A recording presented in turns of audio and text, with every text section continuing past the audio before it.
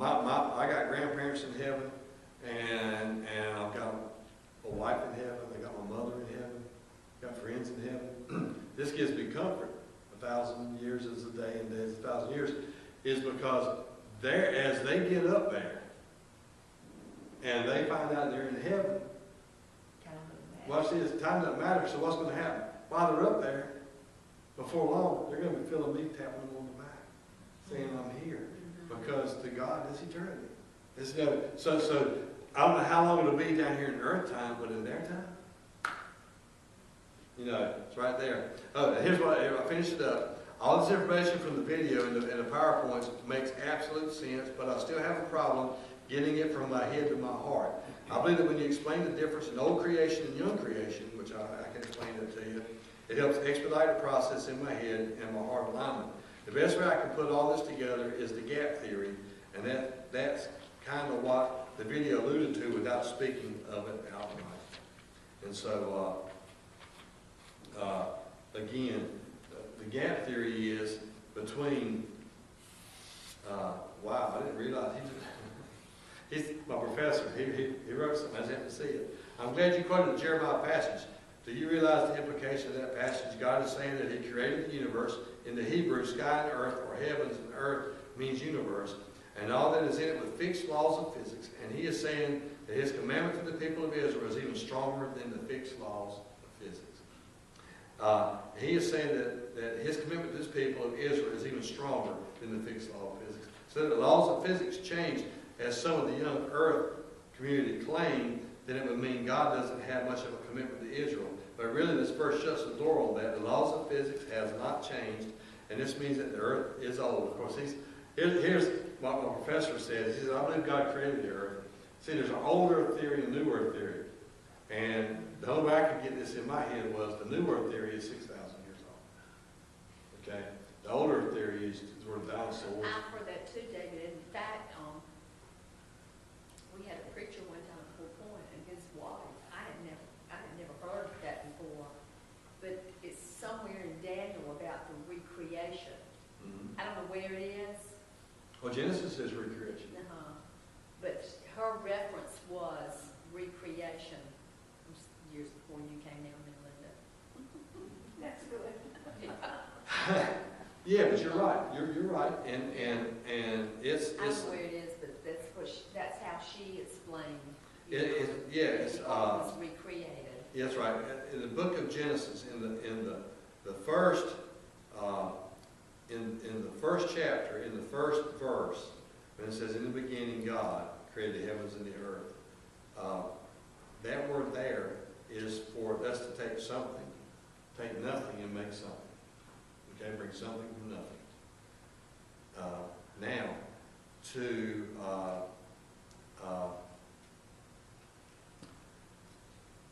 verse 2 says, "And the earth was void, dark and void, and darkness covered the face of the earth."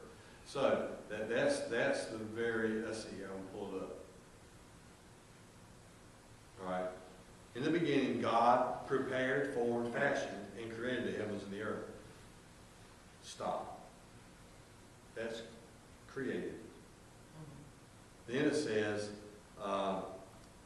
the earth was without form and an empty waste, and darkness was upon the face of the very great deep.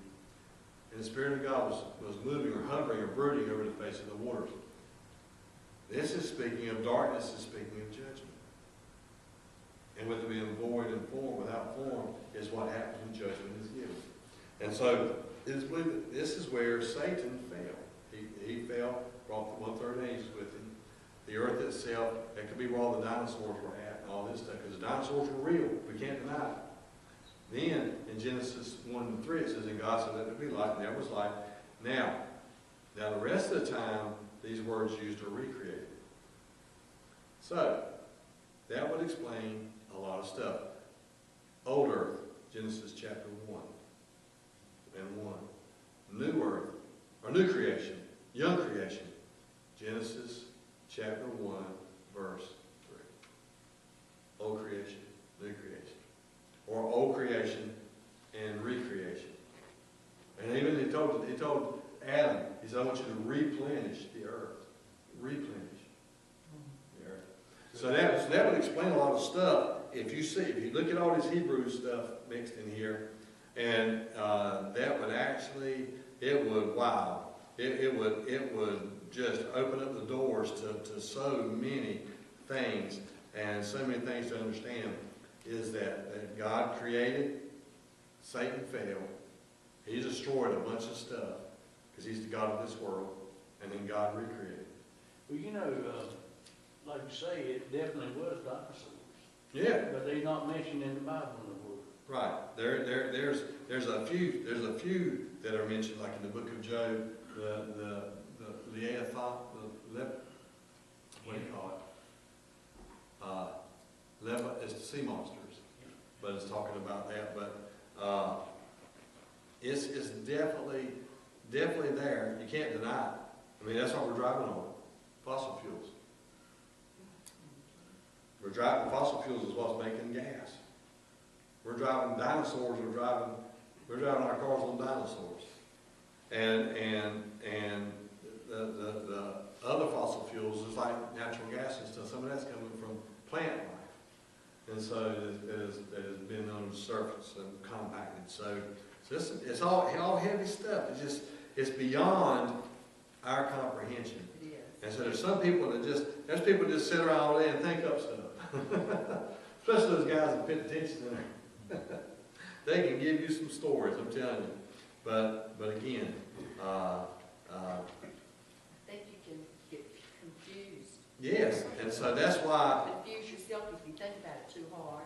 Well, Pastor, when we come to something like this and you start having two differences of opinion about the Bible and this recreation and so forth, it speaks to me in the Bible about, I will confuse the wisdom of the wise. Mm-hmm. Mm-hmm. So what you think you know, You don't. you might not know. You know, That's right. That's where you've got to back up. You're right. You're right. Who do I believe in? And that's how we accept it by faith. It's Because not faith in this man over here who's got all these little facts of data, or do I open They like get book these and theories say, going.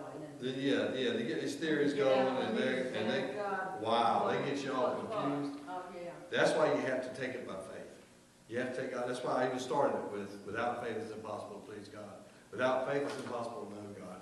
And we have to remember this too. And here, I know people don't want to hear it, but it is the truth.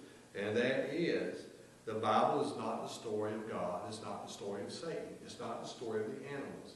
It is the story of the creation of man, his temptation, his fall, his redemption, and his final resting place. It's the story of man. God gives us little hints all along the way of what's going on, but at the same time, even though he gives us little hints, we still have to know that God doesn't want us to know all this. If he wanted us to know all this, he would have told us he would give us a book with all this in it. Yeah, but you know what? That'd be just too much stuff to even try to comprehend. Wouldn't it? Can you imagine us trying to figure out all this? Just know that God did it. He did it. And whether it was six virtual days or 6 partial days, and when this guy last night was trying to say that the seventh day he started his creation on the 6th day. On the 7th day he rested, and he was trying to show Bible verses where we were actually in the 7th day.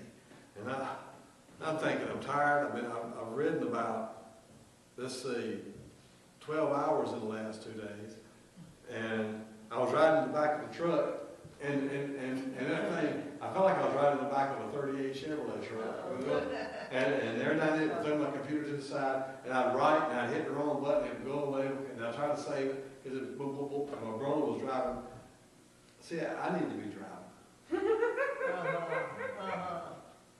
But I couldn't do my work. And but I even told my professor, I said, look, this is substandard. I said, you know, I did it in the back of a 57 Chevrolet truck.